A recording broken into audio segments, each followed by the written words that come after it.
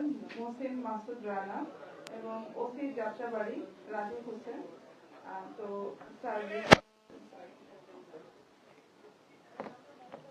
আসসালামু আলাইকুম, ভালো আছেন সবাই? আজকে আমরা এখানে উপস্থিত হয়েছি আমাদের যাত্রাবাড়িতে। আমরা আসামি ধরেছিলাম একটা অভিযোগ, এক লেডির সাথে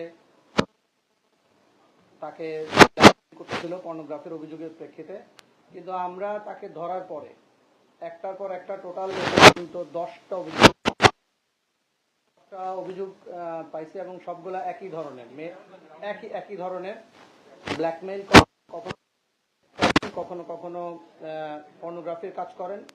এবং আমরা যেগুলো ভিকটিম পাইছি সবগুলা হলেন মিরপুর এলাকা। এবং এটার ঘটনার ধরন যদি আপনারা মানে শোনেন তাহলে একটু ইয়াই হবেন, পাই না, নর্মাল বিহেভিয়ার, এই টাইপের বিহেভিয়ার আসামি পাই না। এটা আমার জন্য একটা মানে ডিফারেন্ট কেস, আমাদের টিমের জন্য একটু ডিফারেন্ট। আসামি প্রথমে যে কোনো একজনকে ভিকটিম, স্টার্টিংটা আমরা এখন পাই না, যেতে পারি না। এইটার যে স্টার্টিং পয়েন্ট, একজন লেডিকে ব্ল্যাকমেইল করে তার মোবাইল নিয়েছেন, তারপরে তার সোশ্যাল মিডিয়ার যত অ্যাকাউন্ট আছে ওইখানে সে অ্যাক্টিভ হয়ে তার ফ্রেন্ডদের মেয়ে এসে যে আস্তে আস্তে আস্তে করে মেসেজ দেওয়া শুরু করেন, ঘনিষ্ঠতা দিয়ে ডাকেন। এবং খুব ডাকেন হলে এরকম দুইটা ঘটনা আমরা এরকম পাইছি যে হ্যাঁ, আমার বয়ফ্রেন্ড কিছু গিফট দিছে, তুমি যদি এসে আমার ফুপুর বাসায় বা চাচার বাসায় পৌঁছায় দাও তাহলে ইজি হয় আমার জন্য নেয়া। তো যখন মেয়েটা রওনা করার পরে বলে যে আমি একটু অসুস্থ, আমি আসতে পারতেছি না, আমার ফুপাতো ভাইরে পাঠাচ্ছি বা চাচাতো ভাইরে পাঠাচ্ছি।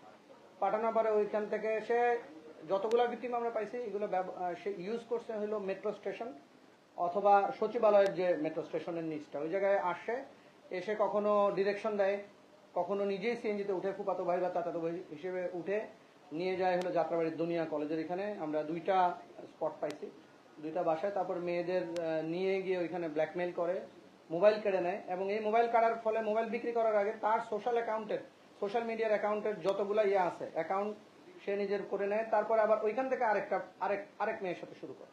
তো আমরা এ পর্যন্ত এটা ঘটনার কিন্তু খুব বড় না। 4ই মার্চ আমাদের প্রথম ভিকটিমের আমরা জিডি পাইছি এবং সর্বশেষ হলো 9ই এপ্রিল, মানে এই মাস 5 দিনের মধ্যে আমরা পাইছি এ পর্যন্ত 10টা, সে স্বীকার করছে 13টা। তার বিরুদ্ধে এই ধরনের আগে একটা মামলা ছিল কদমতলীতে, এবং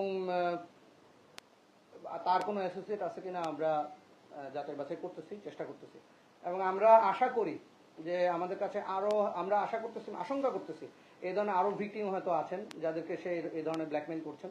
সবাই সামাজিকতার খাতিরে, সামাজিক সম্মানের খাতিরে হয়তো অনেক কথা বলছেন না, অনেক করতেছেন না, কিন্তু আমরা আশঙ্কা করতেছি। আমরা যেটা হেডলাইন করছি ঘটনা এরকম, আমরা ভিকটিমদের পরিচয় হয়তো দিতে পারতেছি না, কিন্তু আমরা তাকে আইনের আওতায় আনা, তাকে মিডিয়ার সামনে নিয়ে আসা আসলে দরকার। আমাদের মেয়েরা যাতে কোনোভাবে এই ধরনের কোনো ভিকটিম না হয় এবং কোনোভাবেই যেন সমাজে এই ব্যাধিটা ছড়িয়ে না পড়ে, এই জন্য আসা। আর আমরা মামলা অলরেডি 3টা নিচ্ছি, এই ধরনের জিডি আছে আমাদের কাছে আরো 4টা। তো সবাই আসে কি মোবাইল হারাইছে এরকম জিডি করতে। তো মোবাইল হারানোর জিডি সূত্রে এখন যখন ভিকটিম আস্তে আস্তে আইডেন্টিফাই করা গেছে। এবং মিরপুর থানায় এই ধরনের মনে হয় অনেকগুলো জিডি আছে, মিরপুর মডেল থানায়, এবং সবগুলোই মিরপুর ভিত্তিক।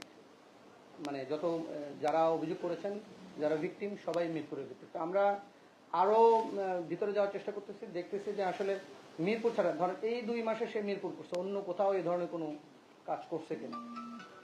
ধন্যবাদ। এখন আপনাদের ফ্লোর ওপেন। আপাতত আমরা তাকে অ্যারেস্ট করছি।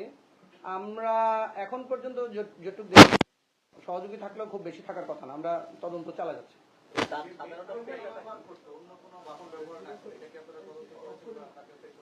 না, একদম সিএনজি ব্যবহার করতে এমন না, রিক্সাও, মানে যখন যেটা সুবিধা হয়।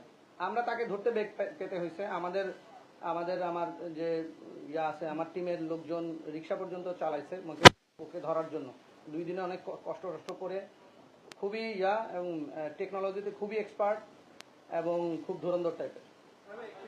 এবং আমরা আরেক মজা জিনিস করে কোনো তথ্য কিন্তু আমরা পাইনি। আচ্ছা, ভিকটিমের নাম হলো রাশেদুল ইসলাম রাব্বি। হ্যাঁ হ্যাঁ হ্যাঁ, অভিযুক্তের নামই রাশেদুল ইসলাম রাব্বি। সাধারণত তার পেশাটা কি আসলে, সে কি করে? সে কিছুই করে না, এটা দিয়ে ইনকাম করে। মেয়েদেরকে, ধরেন একটা মেয়েকে নিয়ে গেল, তারপর তার সোনা গয়না, কানের দুল, মোবাইল, টাকা, ব্যাংকে ব্যাগে নর্মালি অনেক কিছু টাকা পয়সা থাকে, ওগুলো নিয়ে ইয়ে করে। আমরা ওর কাছে 5টা মোবাইল পাইছি। আমরা আশঙ্কা করতেছি আমরা হয়তো আরো অনেকগুলো মোবাইল পাবো আস্তে আস্তে। বলেছেন যে এই আসামির নামে আরো 10টি অভিযোগ রয়েছে, কিন্তু আপনারা এই 10টা অভিযোগের পরেই কেন, তার আগেই কেন তাকে? না, এটা একটা না, এটা ভুল কথা বলেন। আমরা তাকে পাওয়ার পরে অভিযোগ পাইছি।